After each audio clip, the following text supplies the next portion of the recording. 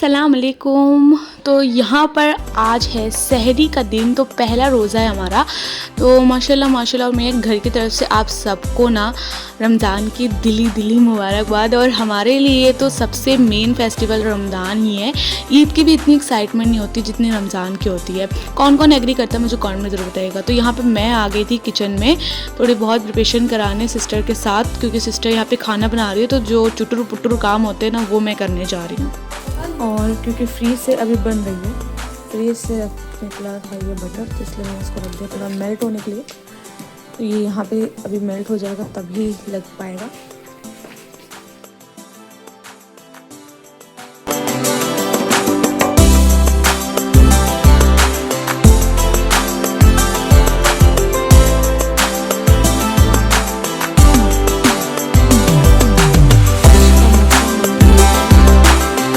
काफ़ी ठंडी ठंडी हवा चली है, लेकिन काफ़ी अच्छी वाइब है, काफ़ी सुकून है हवा।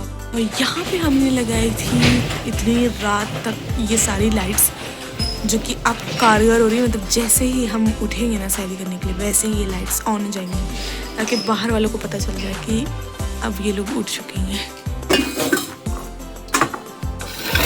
अब फाइनली मैं बन में बटर लगाने जा रही हूँ। रख दो वो लो रोटी का कपड़ा।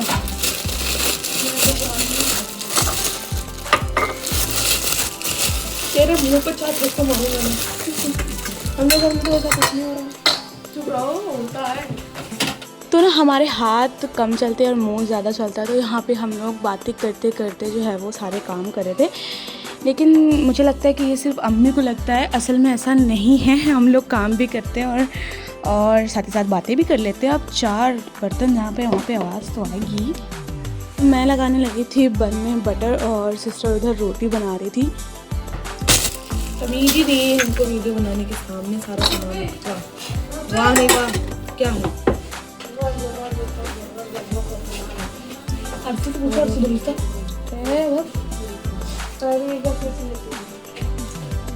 और ना पहले रोज़े में तो समझ में नहीं आता है कि क्या करना है क्या नहीं करना है। मतलब सो के उठे तो पूरा दिमाग ही ख़राब हो रखा था। लेकिन जैसे तैसे हमने सारा जो है वो सहरी प्रिपरेशन कर दिया था। पहले अम्मी ने स्टू बना दिया था, फिर सिस्टर ने रोटी राइस वगैरह बनाया, सबने मिलके फिर सहरी रेडी कर दी थी। और ना स्टू मेरा बहुत ज़्यादा फेवरेट है, तो बहुत ही शौक़ से मैंने स्टू खाया। हालाँकि इतना थोड़ा सा ही खा के ना मेरा पेट काफ़ी ज़्यादा भर गया था। तो इसके बाद ना यहाँ पे देख सकते हैं आप लोग मेरी कैट कैसे बैठी हुई हैं। मतलब उनके समझ में नहीं आ रही सारी चीज़ें क्या चल रही हैं, बहुत ज़्यादा हैरान है। हालांकि जो मेरी सबसे ज़्यादा प्यारी कैट है मेरी जूबी, उसको सब आइडिया है, क्योंकि इसका 3rd रमज़ान है हम लोगों के साथ। अल्लाह का लाख लाख शुक्र है, माशाल्लाह माशाल्लाह। तो वो सब कुछ उसको पता था, तो वो खूब एंजॉय कर रही थी। देखिए अब हम जा रहे हैं नमाज़ पढ़ने के लिए। अम्मी यहाँ ले जाए नमाज़ को, मोटी वाली को, मोटी वाली।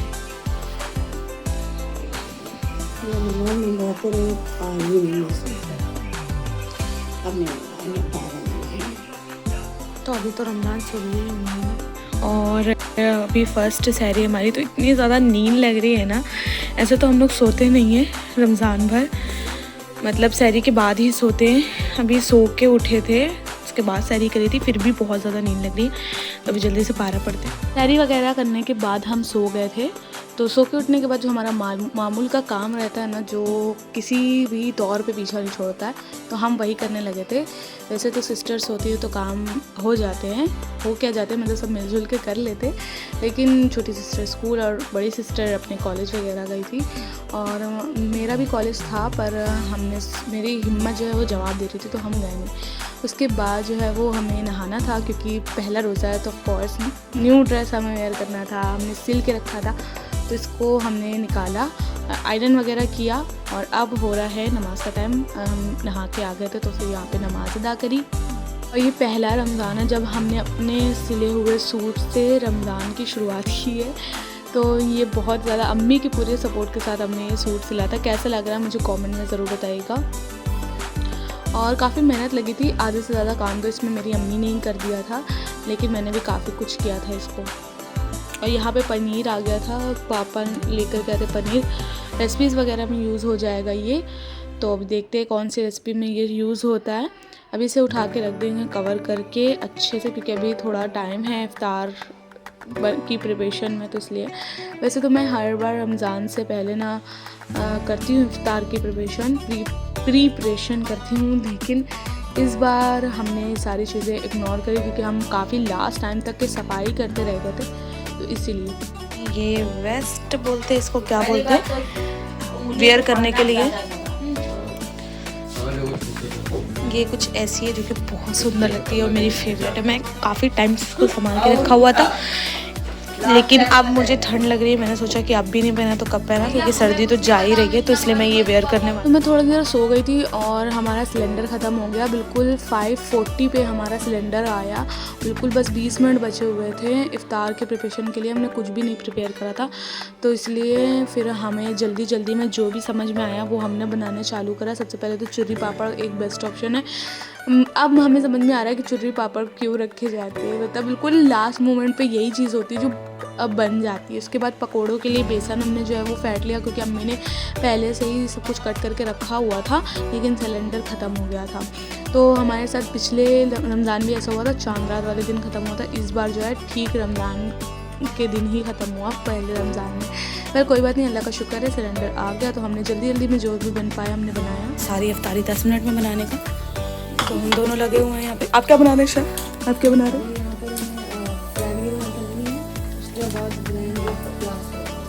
Oh my God, that's very huge task. Okay.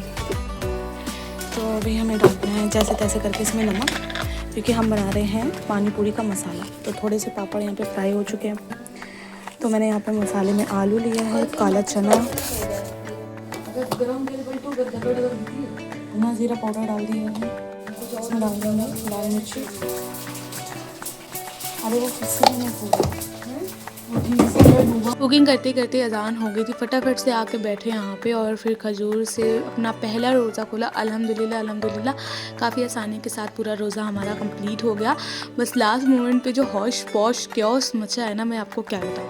उसके बाद हमने यहाँ पे मज़े मज़े की चीज़ें जो बनाई थी वो इन्जॉय किया, और अल्लाह का लाख लाख शुक्र है। मैं दुआ करती हूँ आपके दस्तरखान पे भी ऐसी ही बरकत हो, और पूरे रमज़ान आपके दस्तरखान पे बरकत हो। अल्लाह पाक आपकी तमाम तर परेशानियों को दूर करें, आमीन। तो हमने ये सब इन्जॉय किया। उसके बाद हो गया था मगरिब की नमाज़ का टाइम। देखिए ऐसा होता है कि जब हम लोग ना इफ्तार में काफ़ी ढेर सारी चीज़ें बना लेते हैं, खाना नहीं बनाते, डायरेक्ट सहरी में ही खाना बनता है हमारे यहाँ। तो ना हमें इफ्तार में इतना टाइम तो मिला नहीं, तो बहुत कम बनाया, तो बहुत ही ज़ोरों की भूख लगने लगी थी चाहे कि नमाज़ पढ़ते ही। तो फिर हमने यहाँ पे मैक्रोनी बना के खाया। वेल बहुत ही मज़े की मैक्रोनी बनी थी। एंड याद that's it for today's video. मिलते हैं आपसे नेक्स्ट व्लॉग में। टिल देन टेक केयर, आप सब खूब सारा ख्याल रखिएगा, और न्यू है तो मेरे चैनल को ज़रूर से ज़रूर सब्सक्राइब कर दीजिएगा।